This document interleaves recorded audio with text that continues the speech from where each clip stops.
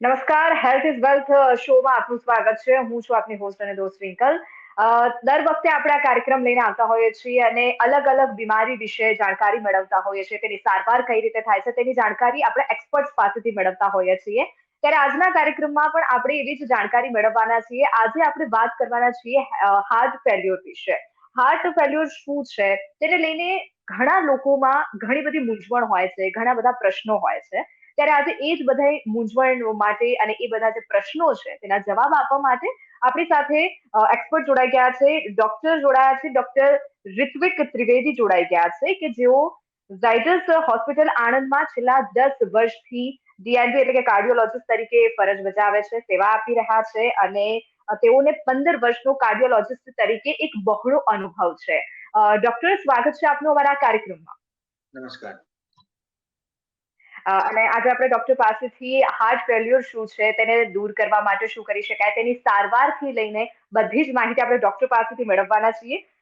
Doctor, સૌથી પહેલો પ્રશ્ન મારો એ રહેશે, લોકોને બહુ બધી મૂંઝવણ હોય છે હાર્ટ ફેલ્યોરને લઈને કે હાર્ટ ફેલ્યોર શું છે, હાર્ટ એટેક અને હાર્ટ ફેલ્યોર બંને લોકો સેમ સમજતા હોય છે. તો સૌથી પહેલો પ્રશ્ન મારો એ જ રહેશે કે હાર્ટ ફેલ્યોર એટલે શું? શું હાર્ટ એટેક અને હાર્ટ ફેલ્યોરની વચ્ચે કોઈ તફાવત હોય છે કે પછી બંને સેમ હોય છે?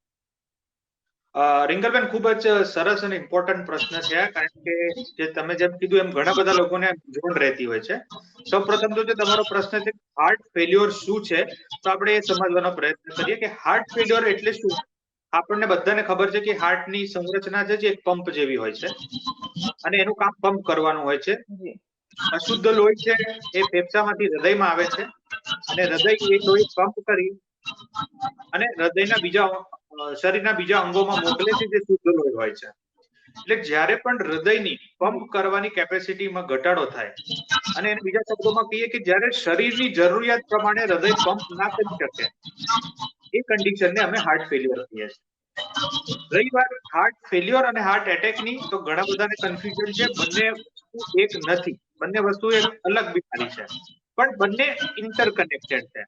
કારણ કે આપણે એના જો કારણો જોવા જઈશું હાર્ટ એટેકના, એકવાર હાર્ટ એટેક આવે અને એની ટાઈમની સારવાર ના થાય પછી જે તબક્કો ઉદ્ભવે છે એ હાર્ટ ફેલ્યોરનો તબક્કો ઉદ્ભવે છે.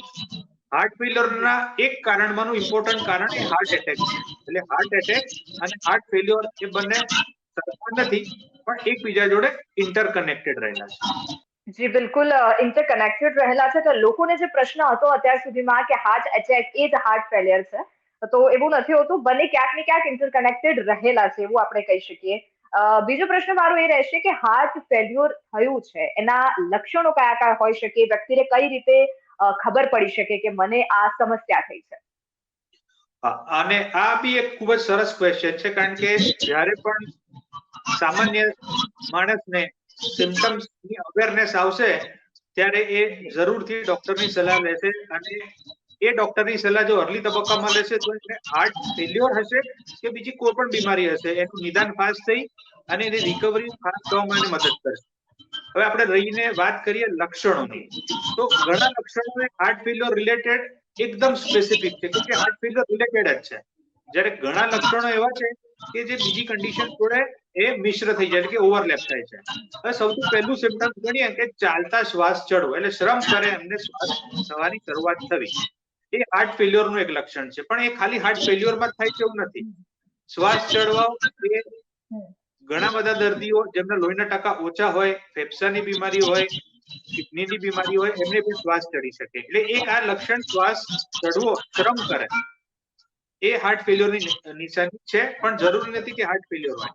હવે બીજા બે લક્ષણો જે હું તમને કહું છું કે જ્યારે આપણે સૂઈ જઈએ અને સુવાના લગભગ 2-3 કલાક પછી આપણને બેસી થવાની ઈચ્છા થઈ જાય, આપણને ખૂબ જ ખાંસી ચડે, ગળફો નીકળે. ગળફો બી ટિપિકલી પિંક ને ફ્રોઝી આવે, એટલે ખીણ વાળો અને ગુલાબી કલર, અને સૂઈ જાય એના 2 કલાક પછી સિમ્ટમ્સની શરૂઆત થાય. એ કન્ડિશનને કહીએ છીએ કે પેરોક્સિસ્મલ નોક્ટર્નલ ડિસ્ની. આ જે સિમ્ટમ્સ છે, સુવા જઈએ અને 2 કલાક પછી સિમ્ટમ્સ ચાલુ થાય, એ હાર્ટ ફેલ્યોરનું ખૂબ ઇમ્પોર્ટન્ટ લક્ષણ છે. જો બિલકુલ, એટલે ડોક્ટરે જે લક્ષણો જણાવ્યા છે એ જો એવા લક્ષણો જણાય તો ચોક્કસથી ડોક્ટરનો સંપર્ક સાધવો જોઈએ, કારણ કે આવા કોઈ લક્ષણો હોય તો બની શકે કે હાર્ટ ફેલ્યોરની આ નિશાની છે. આપણે લક્ષણોની વાત કરી ડોક્ટર, કયા કારણોસર આ હાર્ટ ફેલ્યોર થતું હોય છે લોકોને? હા, હવે કારણોની વાત કરીએ તો કારણોનું લિસ્ટ તો ઘણું લાંબુ છે, પણ સૌથી કોમન કન્ડિશન્સ કઈ છે એના પર આપણે ચર્ચા કરીશું. અને ભારત દેશમાં જોઈએ તો ભારતને બે વસ્તુનું કેપિટલ કહેવાય છે. એક તો હાર્ટની બીમારીનું, હૃદય રોગની બીમારીનું, એટલે ખાસ કરીને હાર્ટ એટેકની બીમારીઓનું, અને બીજું છે ડાયાબિટીસનું, કે India is a diabetic capital of the world. એટલે આ બે કન્ડિશન્સ છે જે એ લગભગ મોટાભાગના કન્ડિશનમાં હાર્ટ ફેલિયરની સિચ્યુએશનને જન્મ આપતું હોય છે. તો બિલકુલ આપણે કોવિડની પેન્ડેમિકની વાત કરી તો કોવિડ પેન્ડેમિકના સમયમાં આ જે હાર્ટ ફેલ્યોરના દર્દીઓ હોય છે એમને વધારે નુકસાન થઈ શકે શું કોવિડના કારણે? કારણ કે અત્યારે જે રીતે કોરોનાના કેસીસ વધી રહ્યા છે અને ઓમિક્રોનના કેસીસ પણ વધી રહ્યા છે, બુસ્ટર ડોઝની પણ જાહેરાત કરી છે, તો એ રીતે કોવિડ અને આપણે હાર્ટ ફેલ્યોરના દર્દીઓ એને આપ કઈ રીતે જુઓ છો? તેમને કેવી રીતે તકેદારી રાખવાની જરૂર છે આ સમયગાળામાં? કોવિડની અંદર એ વાયરસનું જે હતું ઇન્ફ્લામેટરી, જે આપણો જે રાઇઝ થતો હતો, જે સાયટોકાઇન સ્ટ્રોમ થતો હતો, એને લીધે પમ્પિંગ નબળું જોવા મળ્યું. પણ સાથે સાથે લોહીના ગઠ્ઠા, જે આપણને બધાને ખબર છે કે એક કોમ્પ્લિકેશન ઘણા સ્ટેબલ પેશન્ટોમાં બી પલ્મોનરી એમ્બોલિઝમ જોવા મળ્યા. એટલે કે સદનથી એકદમથી પગની નસો કે ફેફસાની નસો, ફેફસાની નસોમાં બેઝિકલી અશુદ્ધ લોહી જમણી બાજુના હૃદય તરફ જશે, એટલે પગની અંદર થયેલો ગઠ્ઠો જમણી બાજુના હાર્ટમાં જઈ અને જે શુદ્ધ ફેફસા તરફ જતી નળી છે, જેને આપણે ગુજરાતીમાં ફુફ્ફુસ નળી અથવા તો પલ્મોનરી આર્ટરી, કે ત્યાં જઈને બ્લોક કરી નાખે, એને પલ્મોનરી એમ્બોલિઝમ, કે એવામાં સડન ડેથ જોવા મળી. અથવા તો જે લોકો સર્વાઈવ બી થઈ ગયા એની અંદર ફેફસાનું પ્રેશર વધીને જમણી બાજુનું હાર્ટ ફેલિયર જોવા મળ્યું. એટલે આપણે વાત કરીએ છીએ ગયા વર્ષની, કે જ્યાં આટલા હાર્ટ ફેલિયરને લીધે કન્ડિશન જોવા મળી. માયોકાર્ડાઇટિસ થયું, કોઈને સાયટોકાઇન સ્ટ્રોમ થઈને હૃદય વીક પડ્યું, કોઈને એટેકને લીધે થયું, કોઈને સ્ટ્રેસ કાર્ડિયોમાયોપેથી થઈને થયું, અને ઘણા પેશન્ટોને જમણી બાજુનું હાર્ટ ફેલ થયું. આવા સિચ્યુએશન જોવા મળી. રિગાર્ડિંગ વેક્સિન, જે વેક્સિન રિલેટેડ ઘણી બધી કન્ફ્યુઝન અને જે બજારમાં જે ન્યૂઝ ગયેલા છે, જે દૂર કરવાની જરૂર છે. ફર્સ્ટ ઓફ ઓલ, આપણી જે ઇન્ડિયામાં વેક્સિન છે ઘણી સેફ છે, એટલે આપણે તો બિલકુલ ડરવાની જરૂર હતી નહીં. પણ જે બહારની વેસ્ટર્ન કન્ટ્રીની ફાઇઝર અને મોડર્નાની વેક્સિનમાં માયોકાર્ડાઇટિસનો ડેટા એક જોવા મળ્યો, કે વેક્સિન લીધી ખાસ કરીને ચિલ્ડ્રન્સમાં, એની અંદર હૃદયનું પમ્પિંગ વેક્સિન રિલેટેડ નબળું પડ્યું, એવા રિપોર્ટ જોવા મળ્યા. પણ જે સ્ટડી થયો છે, જે સ્વીડનની અંદર થયો છે, જે અમેરિકામાં થયો છે, એની અંદર એ લોકોએ ઓબ્ઝર્વ કર્યું છે કે આ mRNA બેઝ વેક્સિનમાં જોવા મળ્યું છે. આપણી વેક્સિન એ છે નહીં. આપણે બિલકુલ ગભરાવાની જરૂર નથી. અને એ બી માઇલ્ડ કેસીસ જોવા મળ્યા. મોડર્નાની અંદર બંને મેલ ફિમેલમાં જોવા મળ્યા, પણ ફાઇઝરની અંદર થોડું ફિમેલમાં જોવા મળ્યું. સેલ્ફ લિમિટિંગ, અને કોઈ પણ પેશન્ટને વેક્સિન રિલેટેડ કોમ્પ્લિકેશન થઈ અને એડવાન્સ તબક્કામાં હાર્ટ ફેલ્યોર થયું છે એવું જોવા મળ્યું નથી. અને જ્યારે પણ એને આપણે કમ્પેર કરીએ કે વેક્સિન લેવાથી આપણને જે બેનિફિટ થયો વર્સિસ આ કોમ્પ્લિકેશન થઈ, તો વેક્સિન લેવાનો જે બેનિફિટ છે એ ઓલમોસ્ટ 15 થી 20 ગણો વધારે છે, કે જે વેક્સિન લીધી અને સિવિયરિટી ઓફ ઇન્ફેક્શન આપણને લેસ થાય વર્સિસ વેક્સિન લીધી અને આપણને માયોકાર્ડાઇટિસ થાય અને આપણે હોસ્પિટલમાં એડમિટ. તો એવું જોખમ ઘણું ઓછું જોવા મળ્યું છે. એટલે આ એક રિસર્ચ તબક્કામાં જે ઓબ્ઝર્વ થયું એ ફાઇન્ડિંગ્સ મેડિકલ જર્નલ્સમાં પ્રગટ થયા છે, પણ એના લીધે ગભરાવાની જરૂર નથી. આપણી કોવિશિલ્ડ છે કે એની અંદર આવા કોમ્પ્લિકેશન જોવા મળ્યા નથી. ઇનફેક્ટ જે એસ્ટ્રાની વેક્સિનમાં જે ક્લોટ થવાના જોવા મળ્યા હતા, એની અંદર બી હૃદયની કોમ્પ્લિકેશન નહોતી, તો એ બ્રેનમાં એક ક્લોટ જોવા મળ્યો હતો અને પેટની નળીમાં જોવા મળ્યો હતો. એટલે હાર્ટ ફેલ્યોર રિલેટેડ તો એ સેફ જ હતી. હવે વાત કરીએ છીએ ઓમિક્રોનમાં હું જોવા મળ્યું, તો ઓમિક્રોનમાં જે પણ નેચરલી મ્યુટેશન્સ થયા છે, કે જે બી આપણે કહીએ એ બધા બેનિફિશિયલ છે. હજુ સુધી મારી દ્રષ્ટિએ કદાચ એક ડેથ નોંધાયું છે કદાચ ગુજરાતમાં, કે જે એના રિલેટેડ થયું છે. પણ ઓવરઓલ કાર્ડિયોવાસ્ક્યુલર ઓવરઓલ ડિસીઝ જ ખૂબ જ માઇલ્ડ છે, જેમાં એડમિશન રેટ બી ખૂબ ઓછો છે. એ સેલ્ફ લિમિટિંગ ડિસીઝ છે. ઇનફેક્ટ એના માટે ડ્રગ્સ બી અવેલેબલ છે. એટલે આપણે પ્રાર્થના કરીએ કે આ જ રીતે કન્ટિન્યુ રહે, કોઈ કોમ્પ્લિકેશનમાં આપણે લોન્ચ ના થઈએ. પણ અત્યાર સુધીનો દુનિયાભરનો અનુભવ એવું કે છે કે એ સ્પ્રેડ ફાસ્ટ થાય છે, પણ કોમ્પ્લિકેશન, હોસ્પિટલ એડમિશન ઘણા ઓછા જોવા મળે છે. રિકવરી પણ સારી રીતે ફાસ્ટ થાય છે. જી બિલકુલ ડોક્ટર, આપણે વાત તો કરી લીધી કોવિડની, હવે લક્ષણોની વાત કરી. નિદાન કઈ રીતે આમાં કરવામાં આવે છે? સારવાર કઈ રીતે કરવામાં આવે છે જો હાર્ટ ફેલિયરનો દર્દી હોય છે તો તેને? રિંકલબેન, બે તબક્કામાં અગેન આ ક્વેશ્ચનનો જવાબ છે. એક નિદાન કરું અને એક સારવારમાં જવું. તો પહેલા બધું તો નિદાન. અને જ્યારે ઘણા બધા દર્દીઓને આવું અવેરનેસ આવે છે ને, જે સ્પેસિફિક સિમ્ટમ્સ મેં જણાવ્યા એ લઈને આવે, એટલે સિમ્ટમ બેઝ ડાયગ્નોસિસ ઘણું ઈઝી પડે. જેમ કે ઓર્થોપનિયા અને પીએનડી આવ્યું એટલે અમારું કામ ખૂબ જ સિમ્પલ થઈ જાય છે, કે આને આ તબક્કામાં જવા દઈએ. તો કયા ઇન્વેસ્ટિગેશન કરીએ? તો હાર્ટની જ્યારે પણ તપાસની વાત આવે ત્યારે બે ઇન્વેસ્ટિગેશન આવે, એક ઈસીજી અને એક ઇકો. ECG ની અંદરથી અમે ઇન્ફોર્મેશન લઈએ છીએ કે એમને ધબકારા નિયમિત છે, અનિયમિત છે, એમનું હૃદય પોળું પડેલું છે કે એનો રફ એક આઈડિયા આપણને આવી જાય. અને એની સાથે સાથે જો બીજી કોઈ દવા છે, એની કોઈ સાઇડ ઇફેક્ટ રિલેટેડ કોમ્પ્લિકેશન છે કે નહીં, એ પણ ECG માંથી આઈડિયા આવે છે. જૂનો એટેક આવ્યો છે, નથી આવ્યો, એ ECG માંથી ઇન્ફોર્મેશન મળી જાય છે. પણ બીજી સૌથી સરસ ઇમ્પોર્ટન્ટ ઇન્વેસ્ટિગેશન જે છે, જે બેડ સાઇડ પટાક કરતી થઈ જાય છે, એ છે ઇકોકાર્ડિયોગ્રાફી, જેમાં તમને પમ્પિંગ વિશે માહિતી મળે છે. અને નો યોર EF, એ અમે લોકો અહીંયા ઝાયડસ હોસ્પિટલમાં એક સ્લોગન વિચાર્યું કે તમારું પમ્પિંગ કેટલું છે એ જાણો, જે ઇકોથી ખબર પડે. અને એના પરથી તમને ખ્યાલ આવી જાય કે એમનું પમ્પિંગ ઓછું છે, નોર્મલ છે, અથવા તો બંનેની વચ્ચેનું છે. એટલે કે 40% થી ઓછું છે, 40 થી 50% છે, અને 50% થી વધારે છે. એની સાથે જો સિમ્પટમ્સ છે, એમને સિમ્પટમ્સ હોવા ખૂબ જ અગત્યના છે, તો એને અમે હાર્ટ ફેલ્યોરના નિદાનમાં લઈશું અને એને સપોર્ટિવ એવિડન્સ બીજા કરાવીશું. હવે સપોર્ટિવ એવિડન્સ બી સ્પેસિફિક છે કે એન્ટીપ્રો-BNP કરીને બ્લડ ઇન્વેસ્ટિગેશન છે, સાથે સાથે લોહીના ટકા પણ જોઈશું કે ઘણીવાર મેં તમને કીધું એમ હિમોગ્લોબિન 6 ગ્રામ થઈ જાય તો પણ હાર્ટ ફેલ્યોર રિલેટેડ સિમ્પટમ્સ આવી શકે છે. ક્રિએટિનિનનો રિપોર્ટ 5 થાય, કિડની ફેલ્યોર થવા મળે તો પણ શરીરમાં પાણી ભરાઈ જાય અને એવા સિમ્પટમ્સ આવી શકે. લીવર ફેલ્યોરમાં આવી શકે. એટલે બેઝિક આ ઇન્વેસ્ટિગેશન કરાવીશું. પણ ECG, ઇકો, એન્ટીપ્રો-BNP, લોહીના ટકા અને કિડનીનું ફંક્શન, આ બેઝિક ઇન્વેસ્ટિગેશન છે, અમે ફેચ કરતા હોઈએ છીએ. અને પછી એનું કારણ જાણવા માટે મેં તમને કીધું એ પ્રમાણે કે મોટાભાગના કેસીસમાં નળી બ્લોકેજ જ મોટાભાગે કારણ જોવા મળે છે, એટલે કે એન્જિયોગ્રાફીની તપાસ કરાવીએ. પણ રેર કોઝિસ ની અંદર અમે હાર્ટના MRI છે કે ન્યુક્લિયર સ્કેન છે, અથવા તો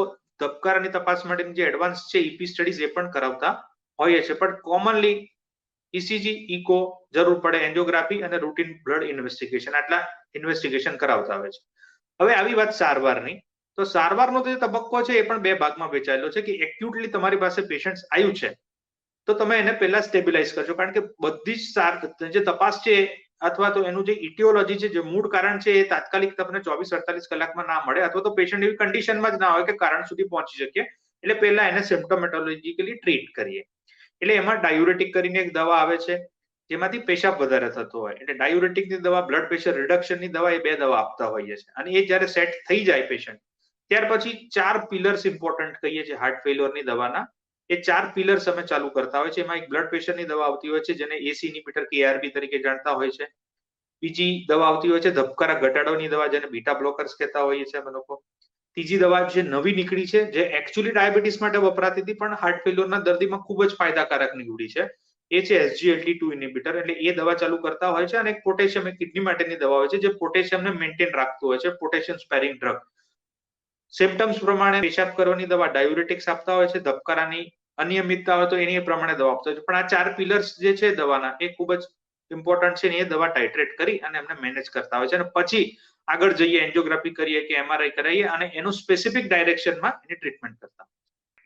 જે બિલકુલ આપણે વાત કરીએ હવે આગળ તબક્કાની. હાર્ટ ફેલ્યોરના કેટલા તબક્કા હોય છે, અથવા તો એને કઈ રીતે કહી શકાય, કેટલા પ્રકારો હોય છે હાર્ટ ફેલ્યોરના?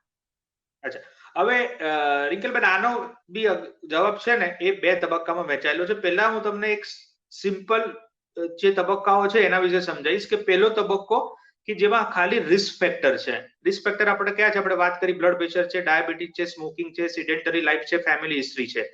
એટલે કે આટલા બધા રિસ્ક ફેક્ટર છે, પણ બીજું કોઈ હૃદયને નુકસાન થયેલું નથી. હૃદયનું પમ્પિંગ નોર્મલ છે, બીજી કોઈ એબનોર્માલિટી નથી. એટલે એને સ્ટેજ A કહેવાય છે. એટલે કે જો તમારી ફેમિલી હિસ્ટ્રી છે, તમે સ્મોકર છો અને હાઇપરટેન્સિવ ડાયાબિટીસ છો, એટલે તમે સ્ટેજ A માં ઓલરેડી આવી ગયા છો. આ તબક્કો એટલા માટે અગત્યનો છે કે જો આ તબક્કા પર કામ કરીશું તો તમે એના એડવાન્સ તબક્કામાં લેન્ડ નહીં થાવ. આની અંદર શું ટ્રીટ કરવાની છે? તમારે પ્રિકોશન જ રાખવાની છે. તમારી ખરાબ આદતો છે, સ્મોકિંગ છે, એને રિમૂવ કરવાની છે, હેલ્ધી લાઇફસ્ટાઇલ અપનાવવાની છે, એક્સરસાઇઝ કરવાની છે, બ્લડ પ્રેશર, ડાયાબિટીસ કંટ્રોલ કરવાનું છે. આ તબક્કાને તમે પાસ કરી જશો, એટલે આ તબક્કે તમે એક્ટિવ નહીં થાવ તો તમે બીજા તબક્કામાં લેન્ડ થશો. જે બીજો તબક્કો છે સ્ટેજ B, કે જેની અંદર હૃદયની અંદર ચેન્જીસ ચાલુ થઈ જશે, જે આપણે ઇકોથી અથવા ECG થી જાણી શકીશું, પણ પેશન્ટને તકલીફ ચાલુ થઈ નથી. અને આ તબક્કો બી ખૂબ જ અગત્યનો છે, કારણ કે સ્ટેજ A અને સ્ટેજ B બંને એવા તબક્કા છે કે જ્યાં તમે કોમ્પ્લિકેશનને અટકાવી શકો છો. પણ મોટા ભાગના દર્દીઓ ડિનાયલ મોડમાં હોય છે કે મને કશું થતું નથી અને કશું બી થશે પાછળથી જોઈ લઈશું. પણ જો આ તબક્કે તમે એક્ટિવ થઈ અને પ્રોપર સલાહ માનો તો તમે હાર્ટ ફેલ્યોરના એડવાન્સ તબક્કામાં નહીં જાઓ. જી જી, આપણે લો બીપી ની વાત કરી, તો શું લો બીપી હોય અથવા તો જે વ્યક્તિને હાઈ બીપી હોય છે, તેઓને પણ હાર્ટ ફેલ્યોરની પ્રોબ્લેમ હોઈ શકે? હા, એટલે ખૂબ જ ટ્રિકી ક્વેશ્ચન એટલા માટે કહીશ કે લો બીપી છે ને એ હાર્ટ ફેલિયરનું પોતાનું એક લક્ષણ હોઈ શકે, કારણ કે એનાથી વીકનેસ લાગે. લો બીપી થાય એટલે વીકનેસ થાય. એટલે વીકનેસ સાથે જ્યારે દર્દીઓ આવતા હોય ત્યારે અમે ખાસ એની તપાસ કરવાનો પ્રયત્ન કરતા હોય કે એમનું પમ્પિંગ તો નથી નબળું પડ્યું ને. ઘણા કારણોમાં ઘણીવાર ડિહાઇડ્રેશન બી હોઈ શકે, કોઈ દવાની સાઇડ ઇફેક્ટ બી હોઈ શકે, પણ જો એમને રિસ્ક ફેક્ટર હોય ને, મેં તમને રિસ્ક ફેક્ટર જણાવ્યા, તો આ રિસ્ક ફેક્ટર હોય તો એ પમ્પિંગ નબળાનું એક સાઇન્સ હોઈ શકે છે. હવે રહી વાત હાઈ બ્લડ પ્રેશરની એટલે કે હાઇપરટેન્શનની, તો હાઇપરટેન્શન તો આ મધર કોઝમાં જ ગણાશે, કારણ કે હાઇપરટેન્શન થી હૃદય નબળું પડશે, હાઇપરટેન્શન થી એટેક આવવાની શક્યતા વધશે, હાઇપરટેન્શન થી કિડની પર ડેમેજ થવાની શક્યતા વધશે, અને હાઇપરટેન્શન થી વાસ્ક્યુલર ડિસીઝ અને સ્ટ્રોક પણ વધશે. એટલે હાઇપરટેન્શન તો આ બધી બીમારીઓનું મૂળ છે. એટલે હાઈ બ્લડ પ્રેશર વાળા દર્દીઓ તો યોગ્ય ટ્રીટમેન્ટ કરાવવી ખૂબ જ ઇમ્પોર્ટન્ટ છે. બિલકુલ ડોક્ટર, હવે જે વ્યક્તિઓને હાર્ટ ફેલિયરની સમસ્યા છે, તો તેઓને સામાન્ય જીવન કઈ રીતે તેઓ જીવી શકે છે, પોતાની લાઈફસ્ટાઈલ જે છે એમાં કઈ રીતે ચેન્જીસ કરી શકે છે? જેમ કે એક્સરસાઇઝ હોય તો એક્સરસાઇઝ છે એ દરેક વ્યક્તિ માટે એટલી જ ઇમ્પોર્ટન્ટ છે. તો એક્સરસાઇઝને આને બંનેને તમે કઈ રીતે જુઓ છો? કેટલું ચેન્જીસ કરવો પડતો હોય છે આ પેશન્ટ? ફર્સ્ટ ઓફ ઓલ તો કયા તબક્કામાં પેશન્ટ હાર્ટ ફેલિયરના છે એના પરથી કોઈ પણ ફિઝિશિયન છે કે કાર્ડિયોલોજિસ્ટ એને લાઇફસ્ટાઇલ ડ્રગ્સની સલાહ આપતા હોય છે. રહી વાત પેશન્ટ શું સામાન્ય જીવન જીવી શકે, તો ઓફકોર્સ પેશન્ટ સામાન્ય જીવન જીવે એ દરેક ટ્રીટમેન્ટનું, દરેક ફિઝિશિયનનું, દરેક કાર્ડિયોલોજિસ્ટનું એક ઉદ્દેશ્ય છે કે તમે સામાન્ય લાઈફમાં કેવી રીતે આવી શકો. એટલે ટ્રીટમેન્ટ કરાવશો એટલે તમારું નોર્મલ લાઈફ જીવવાની શક્યતાઓ ઘણી ઉજ્જવળ થઈ જશે. એટલે ટ્રીટમેન્ટનું ઉદ્દેશ્ય જે રહેશે. રહી વાત ફિઝિકલ એક્ટિવિટીની, તો પહેલો ચેન્જ જે છે ફિઝિકલ એક્ટિવિટીનો છે એ સ્ટેજ એ ને સ્ટેજ બી માટે કદાચ બહુ મોટું રિસ્ટ્રિક્શન નથી. એ જે રૂટીન મેન્ડેટરી એક્સરસાઇઝનું જે આપણે રેકમેન્ડેશન કરતા હોય છે કે અઠવાડિયામાં 5 દિવસ 40 થી 45 મિનિટ થોડી એરોબિક એક્સરસાઇઝ કરી શકે, કોઈ વાંધો નથી. પણ સ્ટેજ સી એટલે કે તમને પોતે જ શ્વાસનું સિમ્પટમ્સ છે, તમે ચાલો ને થાકી જાઓ છો, એવા તબક્કામાં, અને સ્ટેજ ડી માટે એ એક્સરસાઇઝનો તબક્કો પૂરો થઈ ગયો છે. એના માટે હવે રૂટીન લાઈફમાં જવું, કારણ કે એ શ્રમ બી કરશે, થાકી જશે, સુવા જશે, થાકી જશે. એટલે એક્સરસાઇઝનો તબક્કો સ્ટેજ ડી માટે નથી. સ્ટેજ સી માટે એની એક્સરસાઇઝ કેપેસિટી દવા ચાલુ કર્યા પછી અમે ઇવેલ્યુએટ કરીશું અને ધીમે ધીમે ગ્રેજ્યુઅલી એને રિહેબિલિટેશન ફેઝમાં જવા દઈશું. પણ સ્ટેજ એ અને સ્ટેજ બી માટે એક્સરસાઇઝમાં કોઈ બાંધછોડ નથી.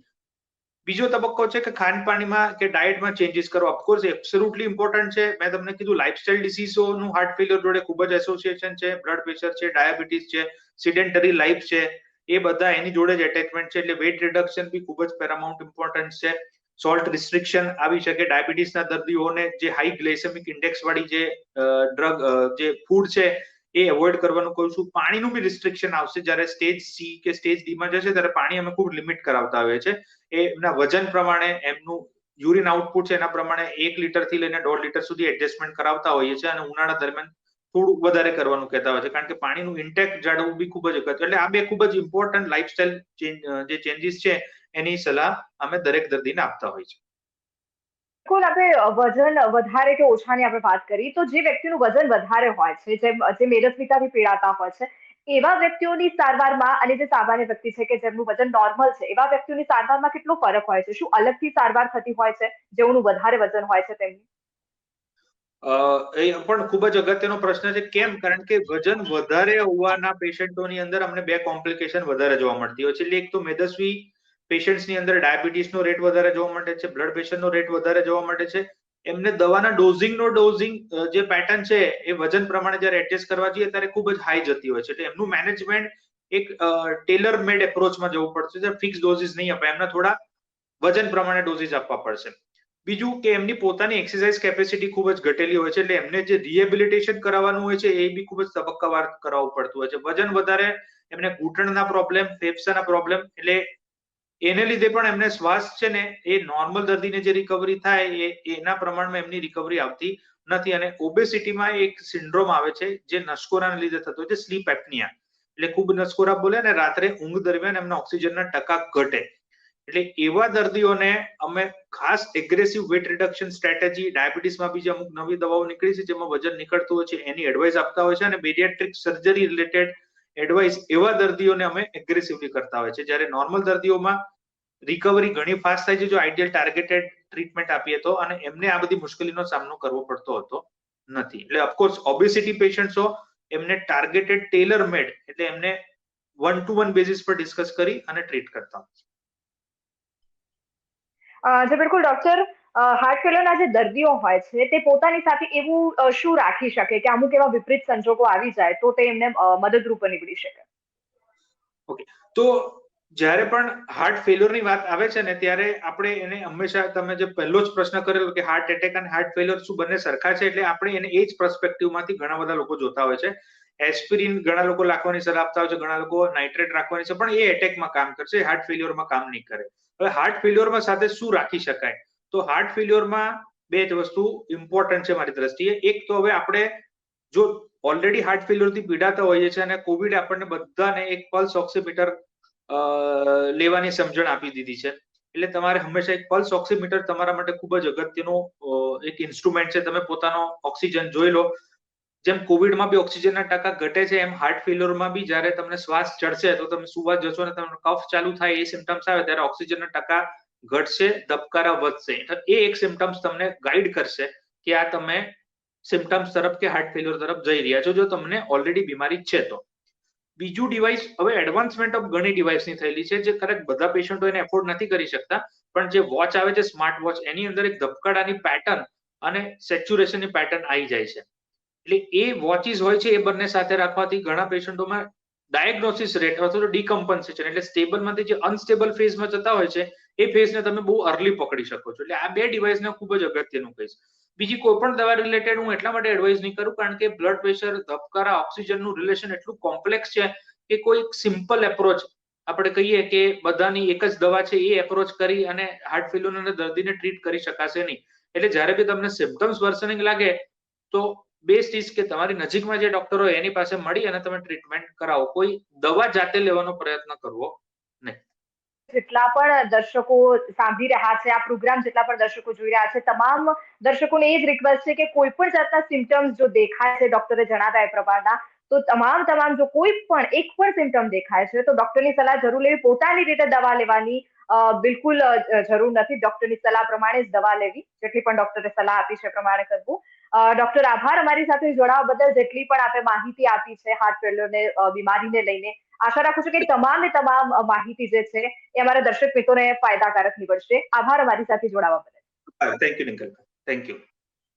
તો અત્યારે હેલ્થ ઇઝ વેલ્થ કાર્યક્રમમાં બસ આટલું જ. જેટલી પણ આપણે જાણકારી મેળવી છે હાર્ટ ફેલ્યોર વિશે, આશા રાખું છું કે તમામ જાણકારી જે ડોક્ટર ઋત્વિક ત્રિવેદીએ આપી છે, તમામ જાણકારી આપ સૌને ફાયદાકારક નીવડશે. અને જેટલી પણ જાણકારી, જેટલા પણ લક્ષણો કીધા છે, તમામ લક્ષણોને ધ્યાનમાં રાખવા અને જલ્દીથી જલ્દી ડોક્ટરની સલાહ લેવી, એ સલાહ છે. અત્યારે હેલ્થ ઇઝ વેલ્થ કાર્યક્રમમાં બસ આટલું જ. મને રજા આપશો. નમસ્કાર.